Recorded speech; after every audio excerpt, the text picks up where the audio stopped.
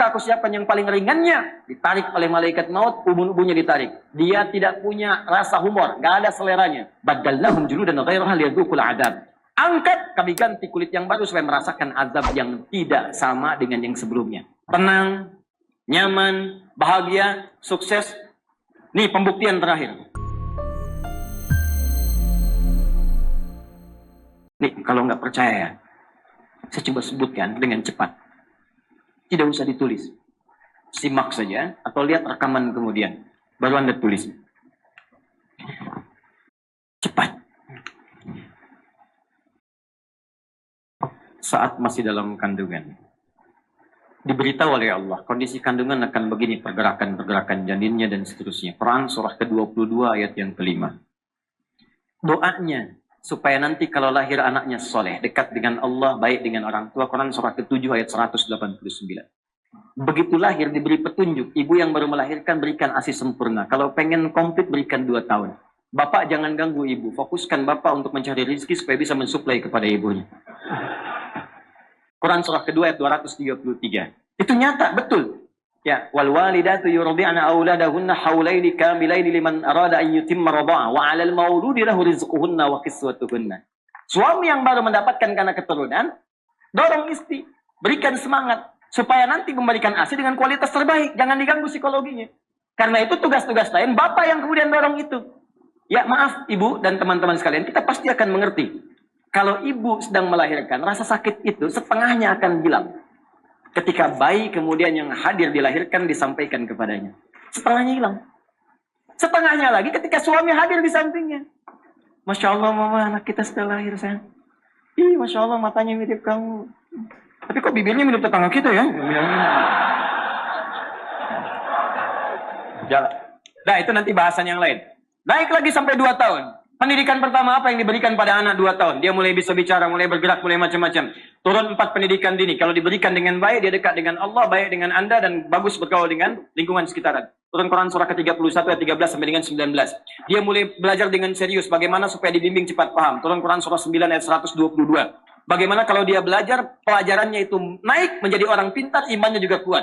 Turun bimbingan Quran surah ke-58 ayat ke-11. Bagaimana cara memulainya supaya ditanamkan adalah keilmuan yang kuat. Turun Quran surah 96 ayat 1 sampai dengan 5. Bagaimana cara dipercepat? Kalau menghafal, Allah yang tanamkan dalam jiwanya. Walaupun dia mengikuti bacaan, cepat menghafalkannya. Turun Quran surah ke-75 ayat 16 sampai dengan 18.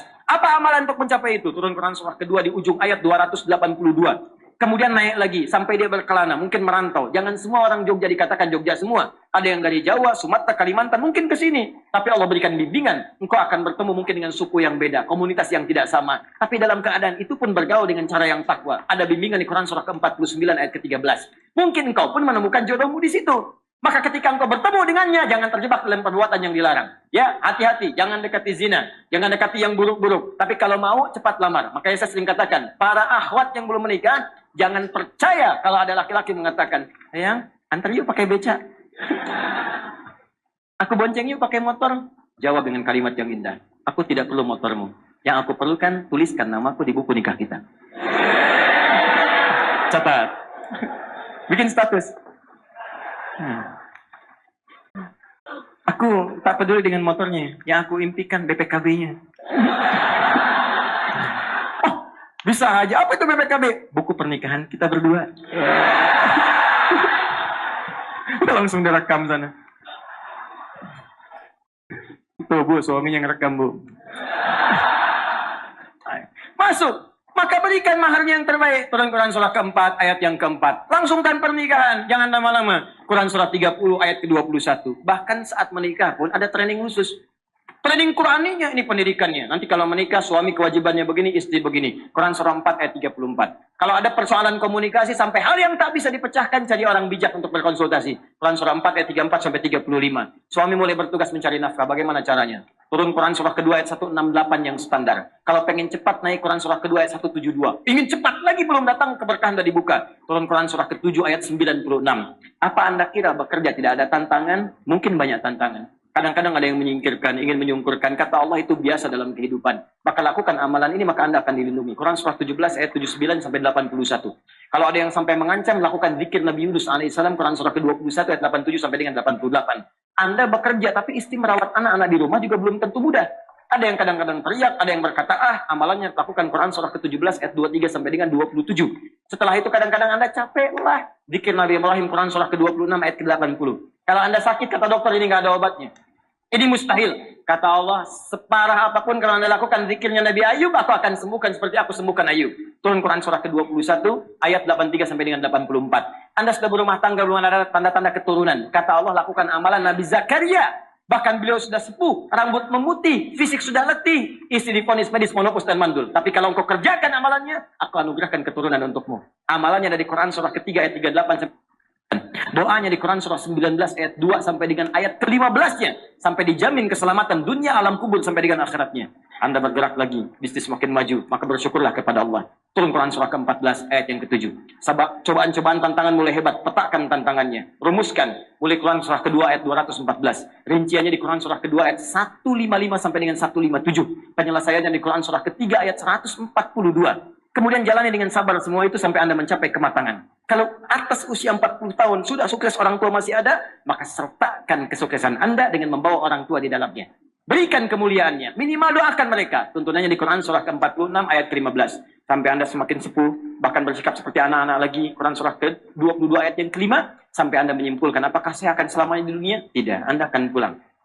Maka belajar cara pulang yang baik. Supaya tidak macet. Supaya tidak lama dan tenang pulangnya. Maka turun bimbingan di Quran surah ke-89 ayat 27 sampai dengan 30. Supaya pulang tenang, dipanggilnya enak, nyaman. Setelah itu kemana saya pergi ya Allah? Kamu akan pergi ke tempat lain meninggalkan dunia. Kamu pergi ke Jogja saja perlu bekal.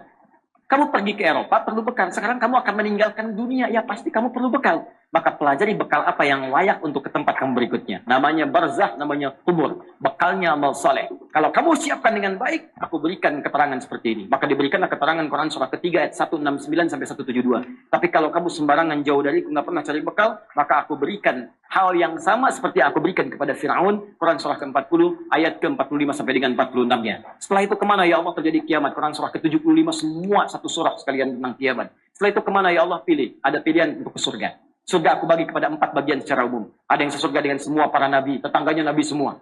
Masya Allah, para rasul semua. Dari Nabi Muhammad sampai Nabi Adam alaihissalam. Setelah itu ada orang-orang soleh. Ada syuhada, ada siddiqin. Amalannya di Quran surah ke-4 ayat 69. Ada surga yang kedua di taman surga. Keindahannya tak terlukiskan. Yang berikan langsung Allah. Quran surah 51 ayat 15 sampai dengan 23. Yang ketiga levelnya. Kelas yang indah, rumahnya luas seluas langit dan bumi. Amalannya di Quran surah ketiga ayat 133 sampai 134. Ya Allah, aku sih nggak apa-apa, yang penting ke surga. Nggak apa-apa ya Allah, yang penting surga. Ya, kalau begitu, turunkan Quran surah kedua ayat 25. Jamin semuanya. Tapi kalau kamu nggak siap-siap seperti itu, ada tempat yang kedua namanya neraka. Neraka aku siapkan yang paling ringannya. Ditarik oleh malaikat maut, ubun-ubunnya ditarik. Dia tidak punya rasa humor, nggak ada seleranya. Neraka yuk, nggak ada. Syiddah. Syidadun, ghilawun, syidadun, bengis, kejam, tarik ubun-ubun, dicelupkan seperti bikin teh celup. Celup, angkat, celup, angkat, celup, angkat. Bahasa Arab yang nusli, innal ladzina kafaru bi ayatina sawfan nuslihim nara. Kami celupkan, angkat, celupkan, angkat. Sekali dicelupkan perbedaannya 1000 tahun. Satu harinya 1000 tahun, satu detiknya 48 hari. Celup, badalnahum juludan ghairaha liyadzuqul adab.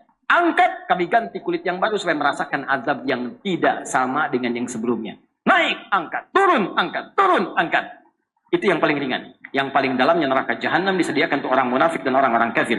Di Quran surah keempat ayat 140 paling kiri sebelah bawah. Kalau yang nggak ke surga, belum ke surga, nggak ke neraka, 50-50. Tempatnya di mana ya Allah? Aku turunkan surah yang ke-7 namanya Al-A'raf ayat 45 sampai 47. Dia akan ada di pertengahan antara surga dengan neraka. Dia melihat semua penduduk surga tapi ketakutan mendengar jeritan ahli neraka. Lihat bahasa Qurannya. Melihat orang surga pengen ke surga, ketakutan mendengar. Jadi nggak bisa ngintip ke neraka. Lihat bahasa Qurannya. Anda keluar dari masjid ini jam 2:30 malam. Begitu keluar, di atas pohon ada suara. Ngintip nggak? Apa? Pasti Anda lari. Jadi di dunia aja begitu sudah ketakutan, apalagi jeritan tiap waktu. Nggak berani ngintip. Berharap pengen ke surga. Maka dengan rahmatku, aku ambil dia, aku tempatkan dia di surga. Setelah proses hisab selesai seluruhnya. Satu harinya 1000 tahun. Ada semua. Tunjukkan pada saya mana yang ada di Quran. Semua. Makanya ketika Nabi diutus untuk menerangkan Quran, Nabi pun disebut huda. Walladzi arsala rasulahu bil huda. Allah ngutus Rasulnya dengan hudan. Makanya ketika Quran diterangkan oleh Nabi jadi hudan. Semuanya indah. Berhasil semua. Tenang, nyaman, bahagia, sukses. Nih pembuktian terakhir. Pembuktian terakhir. Bukan ceramah terakhir, kita masih sampai Isya. Pembuktian terakhir. Lihat sini baik-baik. Fokus.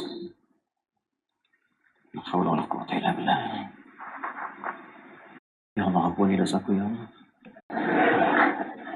Nggak apa-apa, Pak. Terima kasih. Alhamdulillah. Akhirnya yang dapat hidayah juga. Biasanya datang sendiri, nerangin sendiri, ngapus sendiri, nulis sendiri. Biasa, bawa kameramen sendiri. Allah, jemaah cuma ngeliat, kadang senyum, ketawa masuk surga. Enak banget. Sempurna hidupnya.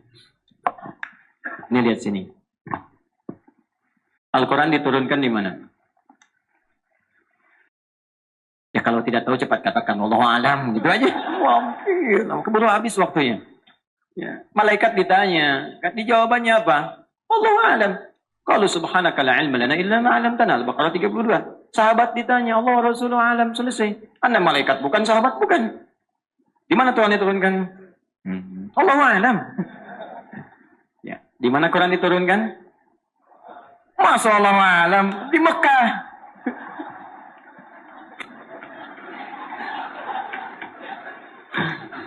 Al-Quran diturunkan di mana?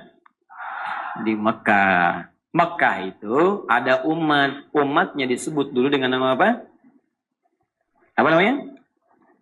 Jahiliyah. Ada jahlun, ada jahilun, ada jahiliyah. Itu beda. Jahiliyah. Sampingnya ada Ar-Rum, Romawi. Di sini ada Furs, Persia.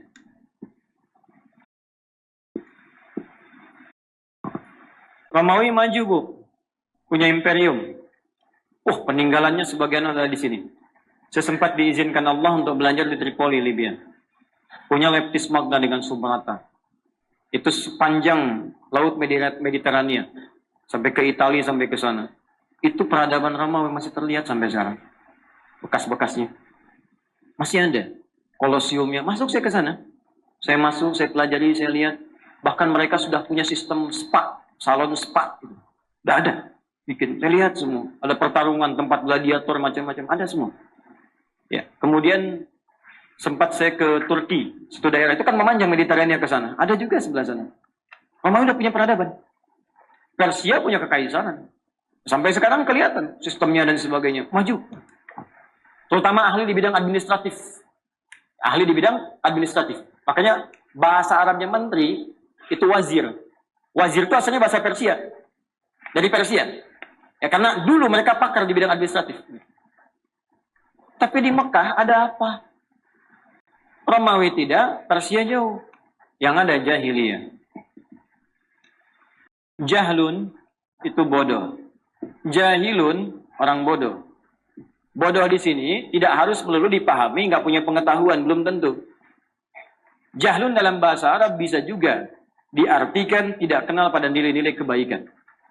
Umum, nggak kenal pada yang baik. Karena ilmu itu baik, maka lawan ilmu itu jahlun. Di semua yang tidak kenal pada kebaikan disebut jahlun sifatnya.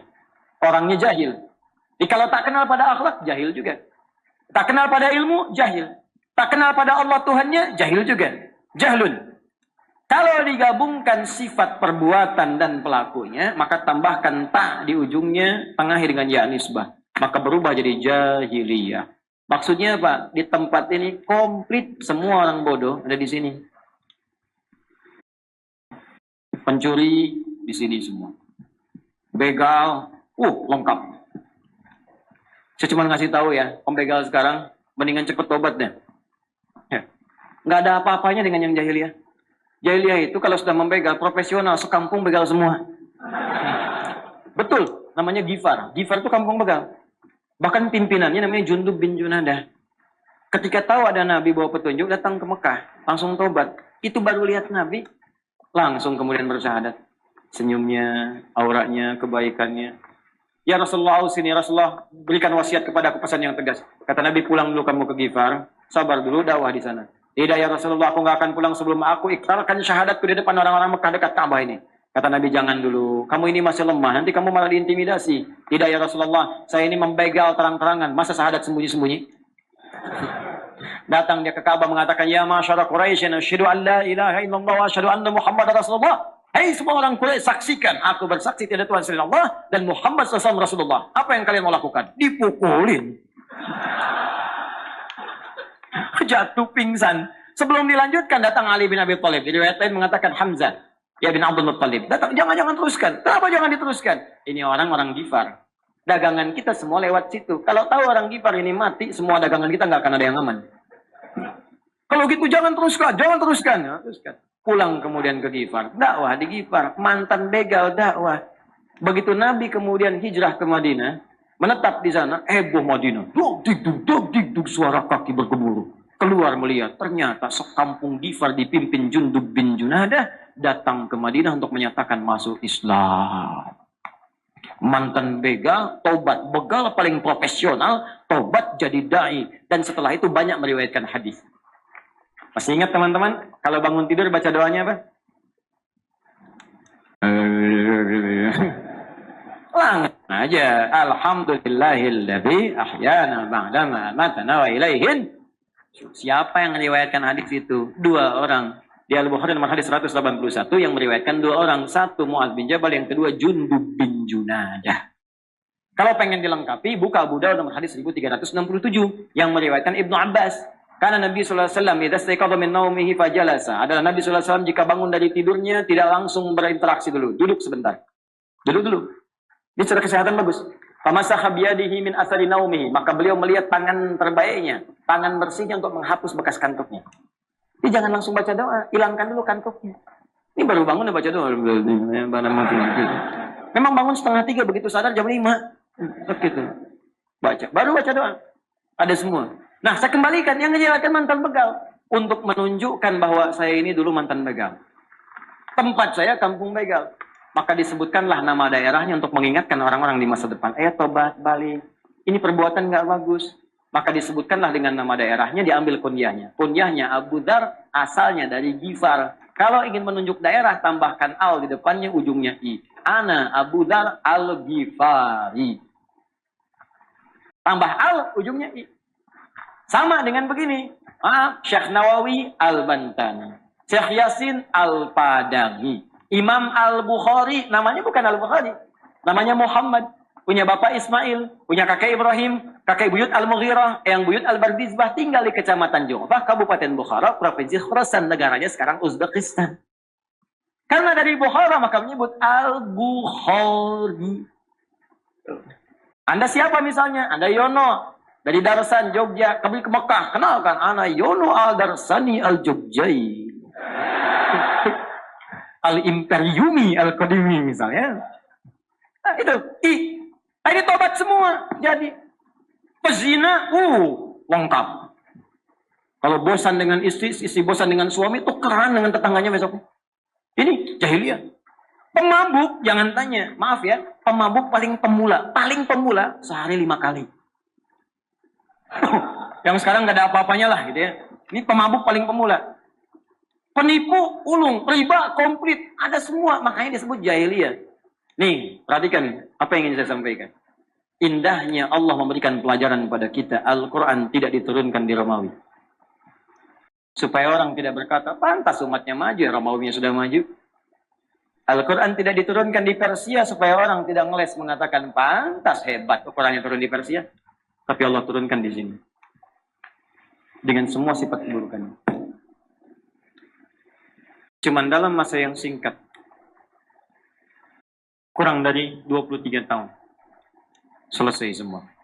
Bahkan sudah sampai ke seantara bumi. Disampaikan pesan-pesannya. Dari jahiliyah, tiba-tiba mereka berubah, bertransformasi menjadi khairu ummah. Jadi kalau Anda ingin cari orang jujur, maka yang paling jujur cuma ada di masyarakat ini. Kalau Anda ingin orang cari penyabar, yang paling sabar ada di sini. Kalau Anda cari orang tawadhu, yang paling rendah hati ada di sini. Kalau Anda cari orang dermawan, yang paling dermawan ada di sini. Abdurrahman bin Auf, orang paling kaya. Modalnya pakaian. Jadi orang paling kaya dibimbing oleh Quran. Setelah kaya, kapak terbuat dari emas. Kapaknya aja emas. Bayangkan. Kapaknya emas. Pekerjaannya apa? Sepertiga penduduk Madinah dibebaskan utangnya oleh beliau. Sepertiga lagi diutangi, dimodali. Sepertiga lagi disantuni. Artinya semua orang Madinah dibantu semua. Itu baru satu orang. Muncul 12.000 sahabat Nabi. 38-nya panglima. Satu kekuatan panglimanya bisa menaklukkan Romawi dan Persia. Khalid bin Walid. Khalid datang ke Persia. Udah takluk, atau Persianya pegang botol racun. Kata Khalid, jelaskan, apa itu? Kata Khalid, ini racun. Kata Ratu Persia, ini racun paling dahsyat di sini. Yang kalau diminum sedikit saja sudah kehilangan nyawa. Coba lihat, kata Khalid. Diambil. Ketawa Khalidnya. Tabassama dhahika. Bismillahi la yadurru bismi syai'ah. Dengan nama Allah tidak akan ada yang memberikan madarat kecuali dengan izinnya. Diminum sampai habis. Begitu diminum, dibuang botolnya. Nggak ada apa-apanya. Apa komentar Ratu Persia pada saat ini? Riwayat benar, baca sejarah. Kata Ratu Persia, kalau ada jenderal seperti ini, sudah nggak akan bisa ditaklukkan dimanapun. Satu kekuatan. Pelajar. Oh, udah. Jangan dilihat. Anda melihatnya Ali bin Abi Thalib sahabat Nabi. Gali lagi, coba telusuri sejarahnya. Bagaimana pengetahuan beliau? Bukan cuma Quran hafal, ahli balaghah, ternyata pakar matematika juga. Buka tafsir Al-Jawahir karena Syekh Tantawi Jawahari. Lihat jilid terakhirnya. Di situ ada matematika Quran. Bagaimana sahabat Ali bin Abi Thalib menyelesaikan persoalan matematika dengan ayat Quran? Ada. Itu diikuti kemudian oleh orang-orang setelahnya. Al-Ghazali, Al-Kindi, Al-Farabi, ya, Al-Khawarizmi, Ibnu Sina, dan seterusnya. Itu bikin mereka. Sehingga banyak penemuan itu terinspirasi dari Al-Quran.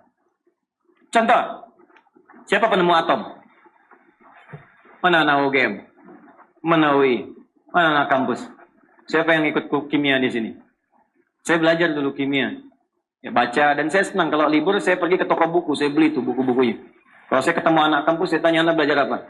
Saya jurusan ini, Ustaz. Ajarkan saya pelajaran Anda, saya ajarkan Anda apa yang Anda inginkan. Siapa penemu atom?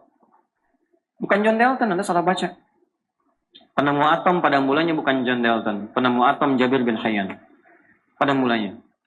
Jabir bin Hayyan menemukan atom saat meneliti besi. Dari mana meneliti besi? Saat membaca surah 57 Al-Hadid. Surah besi. Sampai di ayat 25, wa anzalal hadid, sampai ayat 26-nya. Dibaca, dilihat, penasaran. Kami turunkan besi dari langit. Ada besi turun dari langit. Meteor kan? Ada sebagian dari besi turun. Diambil bagian dari besi itu, dibawa ke lab kecilnya di rumah, dianalisis. Sampai ditemukan turunan terkecilnya. Sampai ke atomnya. Karena itu sampai sekarang, atom besi itu kan Fe rumusnya. F besar, E kecil. Ferum namanya. Ferum. Berapa nomor atomnya? 26. Setiap atom pasti punya isotop untuk menjaga kestabilan atom. Isotopnya itu rata-rata 4. Isotopnya besi itu Fe 55, 56, 57, 58. Yang paling stabil 57. Surah 57 ayat 25 sampai 26. Surah besi Fe Al-Hadid. Asalnya di situ. Sampai yang menemukan rumusan asal pesawat terbang Ibnu Firnas, ada semua. Sampai yang mengkonfirmasi dari mulai notasi syair jahiliyah. Itu punya notasi dulunya. Makanya orang belajar adab itu menemukan arud. Di arud ada notasi. Apa notasinya? Bentuknya bahar namanya, ada 16. Ada tawil. Tawilun lahudun al-bukhuri fadailu. Fa'ulun mafa'ilun fa'ulun mafa'ilu. Kifanab kimin dhikru habibin wa manzili bisaqtili wa baida dakhuli fahawmali. Rajas, mustaf'ilun, mustaf'ilun, mustaf'ilun, mustaf'ilun, mustaf'ilun, mustaf'ilun. Sauti sofiril bulbuli, hayyaja qalbi thamili, al-ma'u wa zahru ma'a ma zahri lahbul muqali. Fa anta ya sayyidari wa sayyidi wa maulali, fakam tayyumuni ghuzailun uqayqali. Qataftuhum nadwatin fi hadha ar-rajuli, faqala la la la la faqad qada muharwili. Wal walad wali waliya wa iladi faqultu la tuwalwili fabayinu lu'lu ali qala tawhina kadha wa dhul muqali. Kahatan kakailali tabuli. Ayo ulangi. Rajas. Ditemukan orang Islam setelahnya. Jadi ilmu, Pak. Rumusan tadi. Tarik jadi alfiyah, jadi nazam. Rumus yang sama, Rajas. Lafdun mufidun kastaqim. Wasmun wa fi'lun thumma harfunil kalim. Wahiduhu kalimatun wal qawlu am. Wa kilmatun biha kalamun qad yu'am. Bil jarni wa tanwini wa nidawa al. Wa musnadin lismi tamyizun hasal. Bita fa'alti atat wa ya if'alli. Wa nunikbalanna fi'lun yanjalli. Hafal 1002 bait, paham Anda pakar nahu dan saraf. Jadi ilmu. Cuman saat Quran ditinggalkan, ini ditinggalkan, balik lagi ke notasi musik. C, D, F, G, A, B, C, G, A, B, C, D, F, G, D, F, G, A, B, C, D, A, B, C, D, F, G, A, F is gis A, B is this E, B is this E, fish gis ice B, fish gis ice B, cheese this ice, fish this is ice, fish gis ice, bis cheese. Judi, itu sih. Nah, itu. Ini semua jadi ilmu tuh. Naik mereka. Makanya syahidnya di Quran, surah 3 ayat 110. Kuntum khaira ummatin ukhrijat linnas. Karena itu, kenapa kita mesti kembali ke Quran? Karena ini hidup kita ada di sini. Ada semuanya. Tiap hari kita cuma itu yang dibaca itu aja. Anas lagi. Subuh sampai dengan Isya. Qul a'udzu birabbin nas.